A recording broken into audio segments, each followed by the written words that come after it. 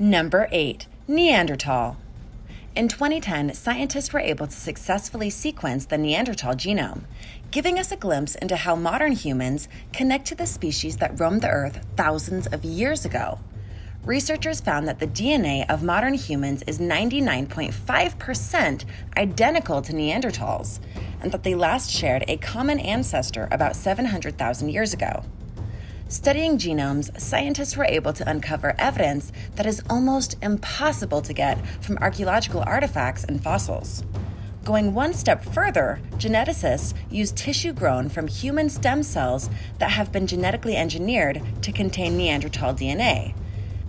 These miniature brains, no bigger than the size of a lentil, aren't able to think or feel, like some people you might know, but they do replicate some of the basic structures of a normal adult brain.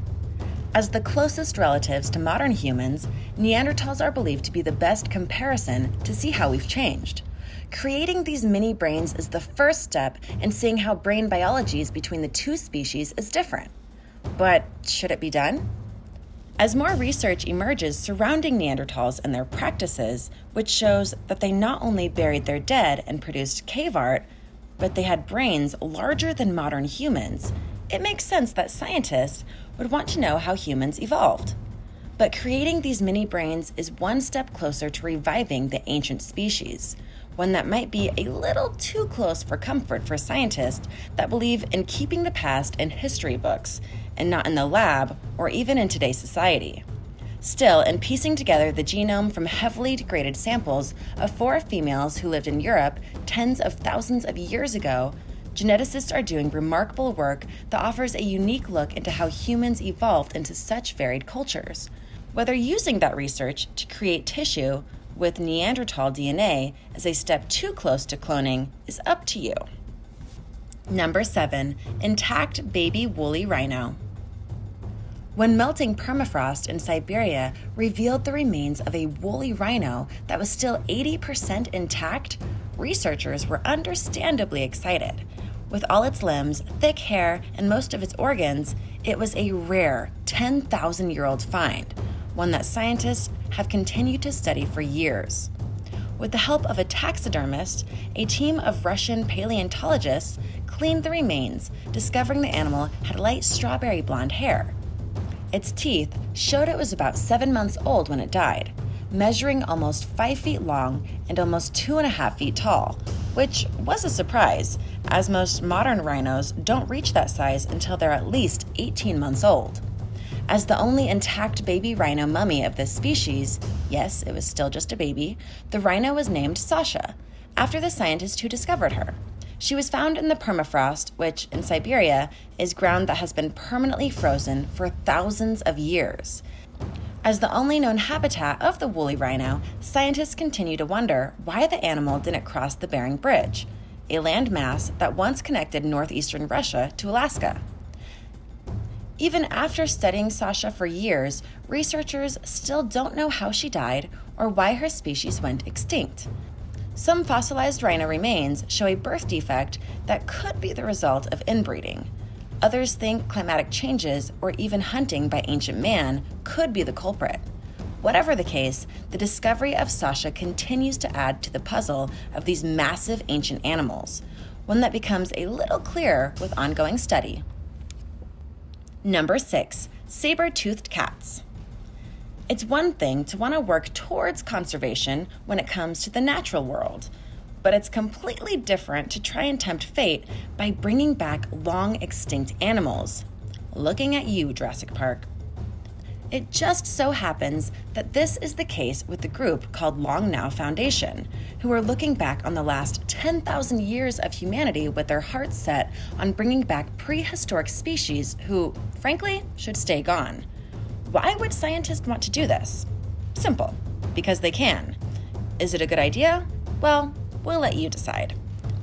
Using genome technology and advanced scientific techniques, the group plans on reviving extinct species in the hopes of so-called ecological enrichment.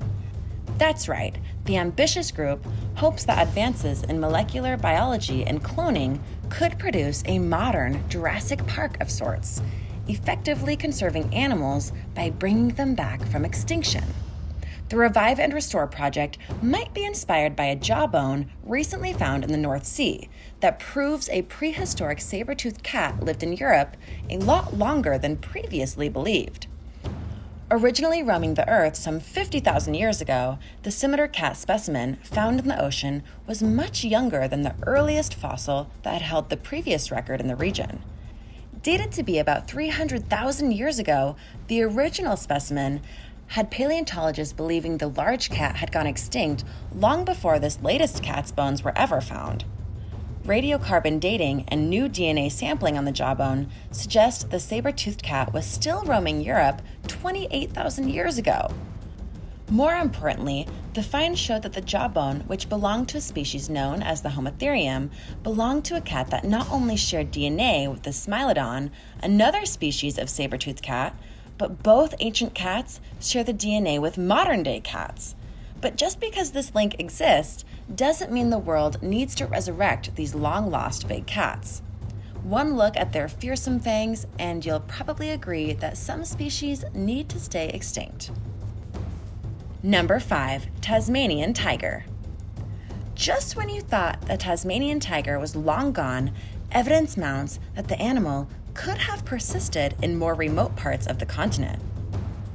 A carnivore that eats kangaroos, wombats, and sheep, the Tasmanian tiger was hunted to extinction by British settlers.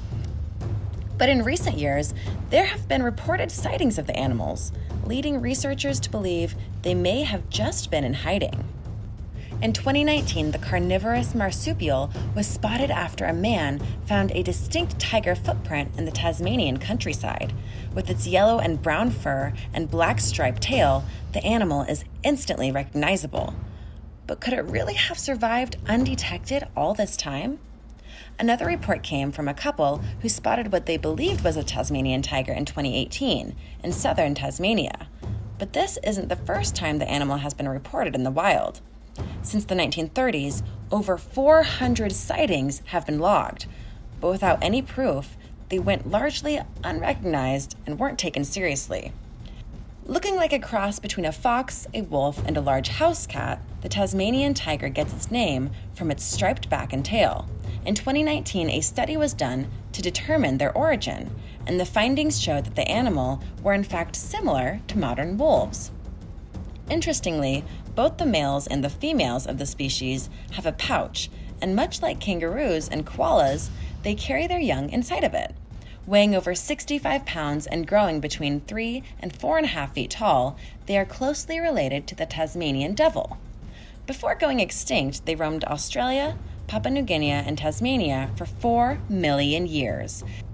And if scientists can prove that they in fact never went extinct at all, their populations could be brought back from decline. Do you think it's possible the Tasmanian tiger is still alive? Let me know in the comments below. And if you're liking this video, be sure to hit the thumbs up and subscribe buttons if you haven't already. Number 4, woolly mammoth. When scientists compared the DNA recovered from 2 woolly mammoths that died centuries ago, they found when it first appeared as well as how climate change affected it. In sequencing the DNA, they unlocked why these now extinct animals had long hair, large tusks, and large amounts of fat they're known for, which also gave them a blueprint for possibly resurrecting the massive animals to roam the earth once more. The Long Now Foundation, the same project looking into resurrecting the saber-toothed cat, started working with Harvard researchers trying to find a way to change the chromosomes in an Asian elephant to make it more mammoth-like. Geneticists working on the project were able to successfully splice mammoth DNA into the genome of an ancient Asian elephant so the modern animals could more closely resemble their distant cousins. But do we really want to alter the DNA of modern animals? What would be the benefit of such a project?